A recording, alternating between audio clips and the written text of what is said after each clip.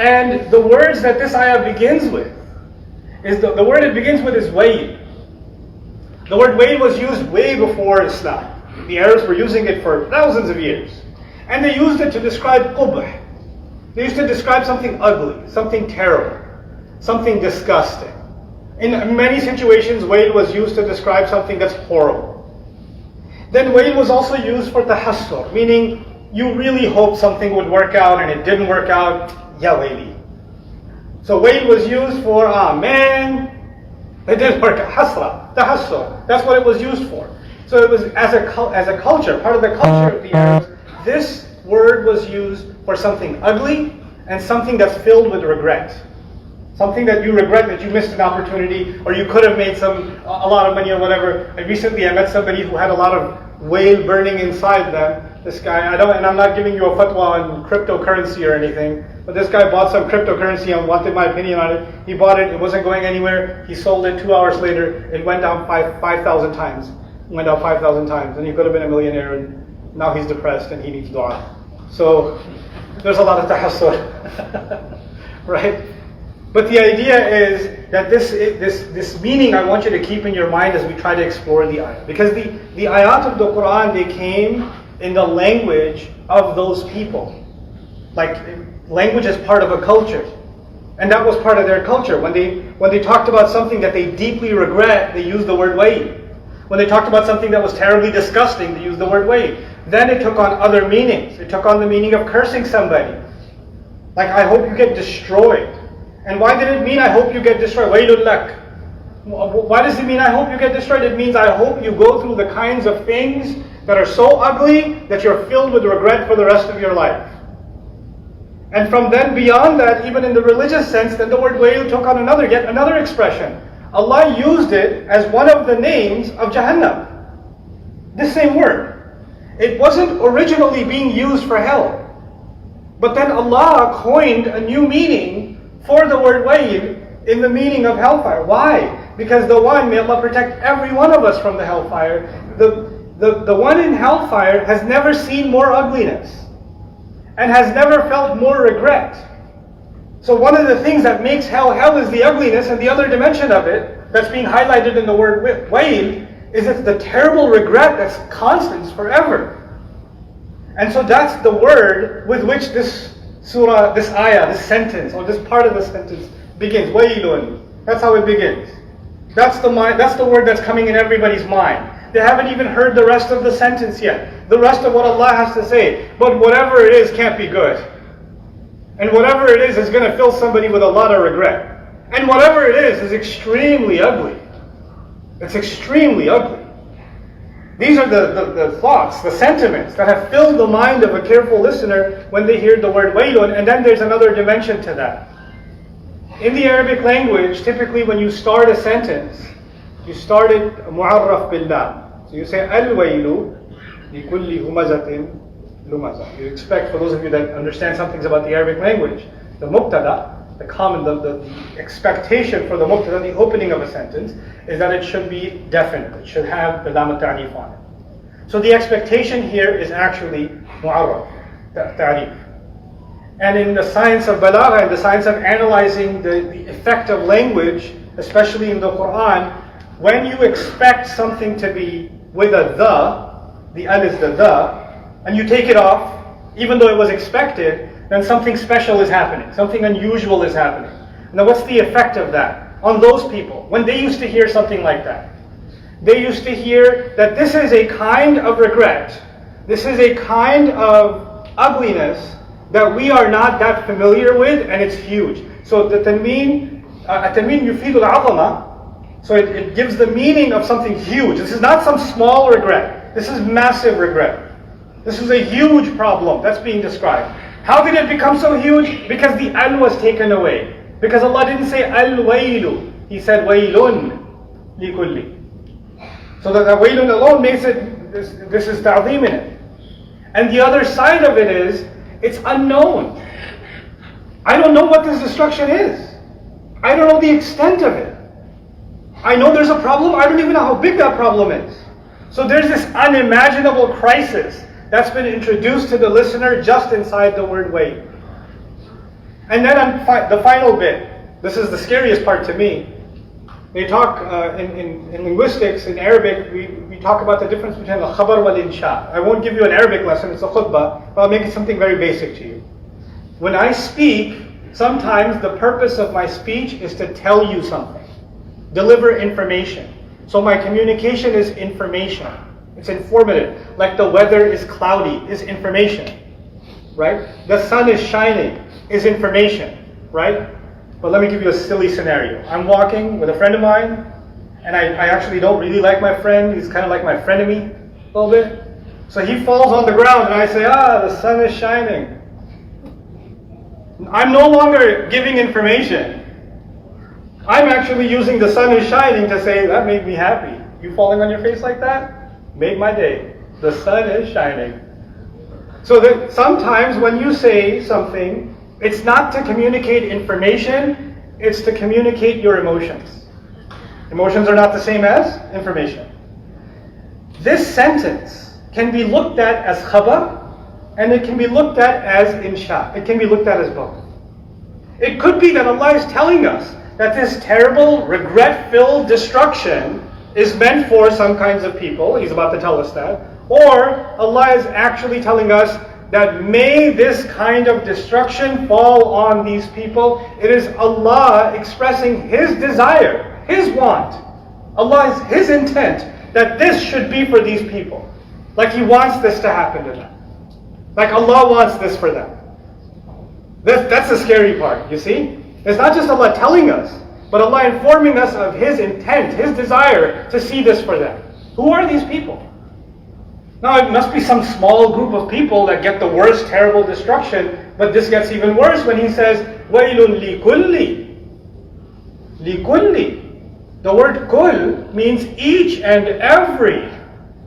Each and every. Now, you could have said here, وَيْلٌ لِلْهَمَّازِينَ, you could say that, al-lammazin, or al-hamizin, al-lamizin. You could just say those same words. There are other ways of saying it. By saying the word kul, what did Allah do? It's like He spread a vast canvas.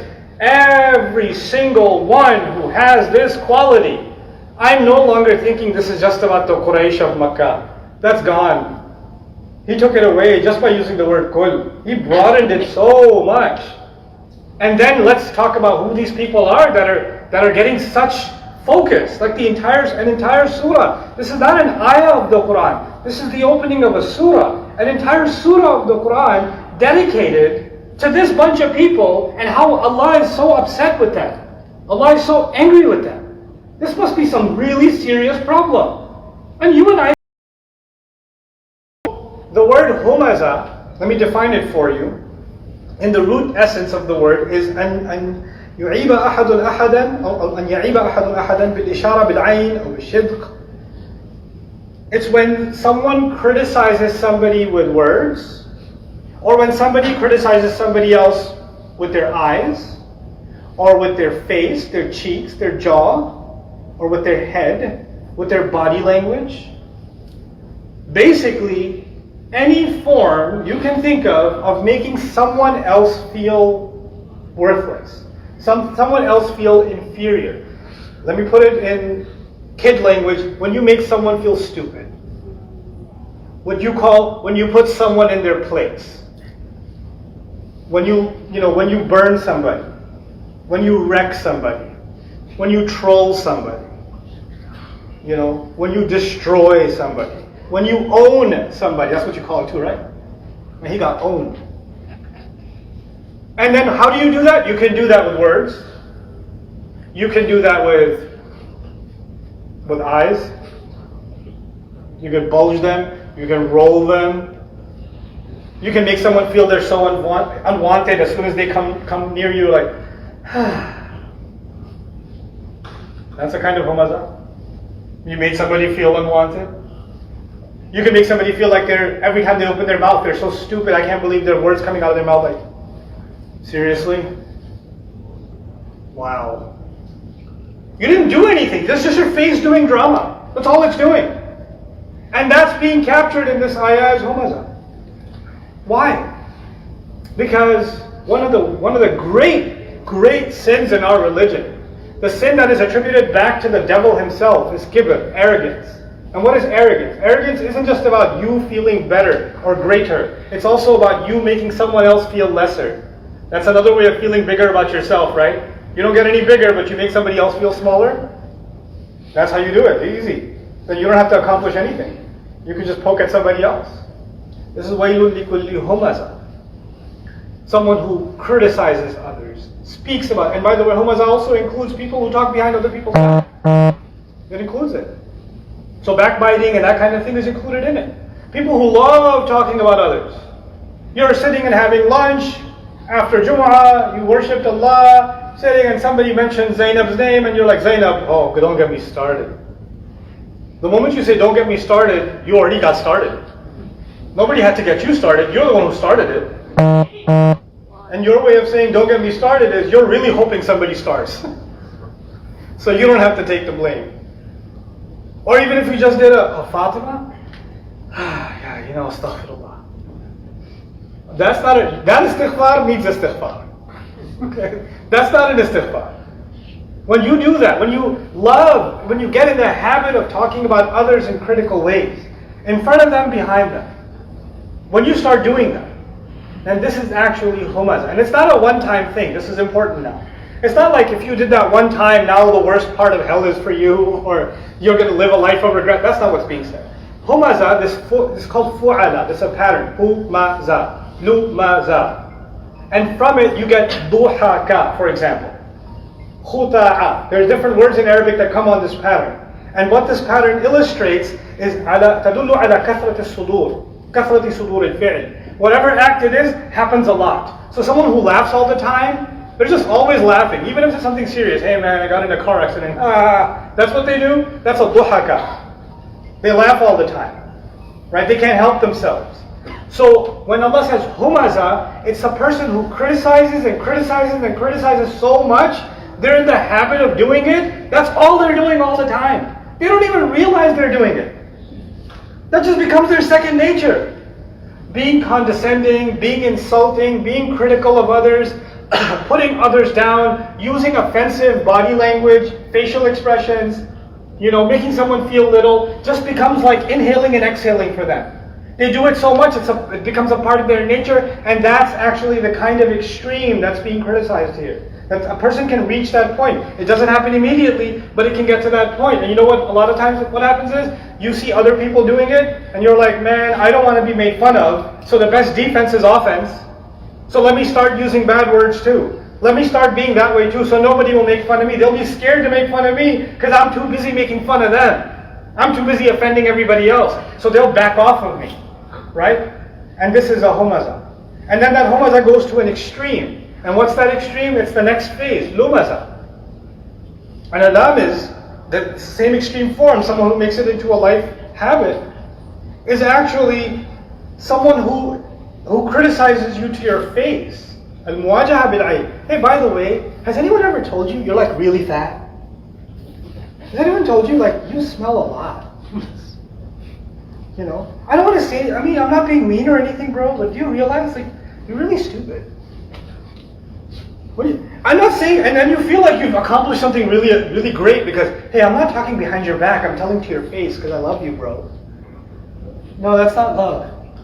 Making someone, insulting someone, doing all those same things that I was talking about, but doing it to their face and somehow thinking it's a noble thing to hurt someone's feeling to their face. And then pat yourself on the back and say, at least I didn't do it behind your back. At least I wasn't humazah, I'm just lumazah. Alright? Don't give yourself a false sense of, righteousness, self-righteousness, because you're taking what you think is a lesser of two. Allah is critiquing both. And He's actually making both of them together as an adjective. In other words, if you're one way, eventually you become the other way too. These qualities, they're like a weed. They're like a virus. They grow inside. So you keep getting worse and worse and worse. And that's actually one of the qualities of this surah. It's like a seed disease, and then it grows, and then it grows. And as it grows, you can see its progression in the surah. So if you, on your own, inshallah, study the rest of the surah, you'll find the progression. You'll find the progression of this disease. Where does it go? What happens next? What happens? And sometimes the disease starts in the stomach, reaches all the way to your limbs, Sometimes a disease starts, in one part of the body, it reaches the rest of the body. The same way, this starts in one part of your mind and affects other parts of you spiritually, emotionally. That's what happens with these diseases. So Allah says, وَيْلٌ لِكُلِّ هُمَزَةٍ لُمَزَةٍ, to make every one of us aware of something. Allah saw this quality in people who didn't believe in Him. People who hated His Prophet ﷺ. People who were ready to kill the Prophet ﷺ. People who used to openly worship idols. People who forgot about the legacy of Ibrahim ﷺ. And He was talking to them. That's where I started. He was talking to them. And He was saying this is one of their worst qualities. What does that mean? That means when they don't believe in Allah the way they should, then this quality happens. When you don't believe in Allah the way you should, then you get this quality. Now let's flip that equation before I end this khutbah. What if I have this quality and the converse is true, and maybe I don't believe in Allah the way I should? Maybe I don't fear Allah the way I should. Maybe I'm not aware of Allah the way I should be. Because my behavior is looking a lot like the kind of behavior Allah criticized of the mushrikun. I'm not saying you're a mushrik or I'm a mushrik, but it's a pretty scary thought that Allah would broaden this, open this, make us aware of how serious it is. So you and I realize that our tongues and the way we treat other people, the way we talk to other people, the way we talk about other people, what we make other people feel by our expressions. Those of you, I see a lot of young kids sitting in the audience today. The way you make your mother feel when you don't respond to her, when she's talking to you, at the breakfast table. Ahmed, are you listening? Ahmed, are you listening? You're listening. You're still, what? What? You got early training on Al-Humazah, my friend. That's early training. Get rid of that for yourself. Doesn't matter if your mom gets upset or not. Allah is upset for her. When a husband is doing that to his wife, when the wife is doing that to the husband, the wife can do it to the husband as silent treatment. Maryam? No, the guy can create a national anthem by the name Maryam. She's not listening. She's right there. She's not listening. No, she's going to look at you. Nope. Silent treatment time. And you can do the same to her. You can do this to your siblings. You can do this among friends. Make someone feel inferior. And then if you get it once in a while, that's okay. We're human. It happens. It happens. But if this becomes our habit, this becomes our nature, this becomes our personality trait, man, Allah, I'll take you back and I'll end with where I started. What was my beginning? Waylun, remember? Regret, ugliness. Allah is describing people that will have ugliness and regret in the afterlife, but it's not limited to that. Because of the tanween on wayl. Actually, it might even mean that people like that will live a life of regret and ugliness in this life too. For every person who does that, they're not just filling other people's lives with ugliness and regret. They're filling their own lives with ugliness and regret. They're never going to be able to have a real relationship with anybody. Nobody feels safe around them. Nobody feels like they can open up to them because they're always so critical and harsh, and it's like they have spikes all around them.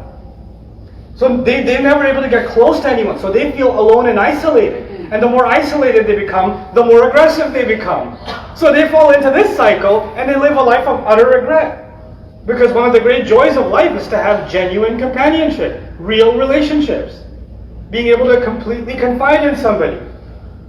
To find comfort in somebody, within family, within friends. And you can destroy that just by being Humazah and Lumazah. You can absolutely ruin it. And that will lead to wail in this life and in the next.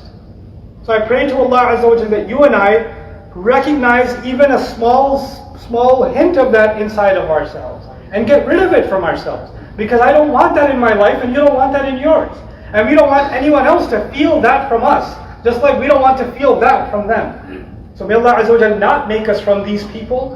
And may Allah Azza wa Jalla make us of those whose tongues, whose gestures are a source of rahmah, are a source of mercy and compassion and kindness towards others, that our words and our deeds and our behaviors, they bring people closer to Allah. They bring hearts closer together instead of pushing them further apart.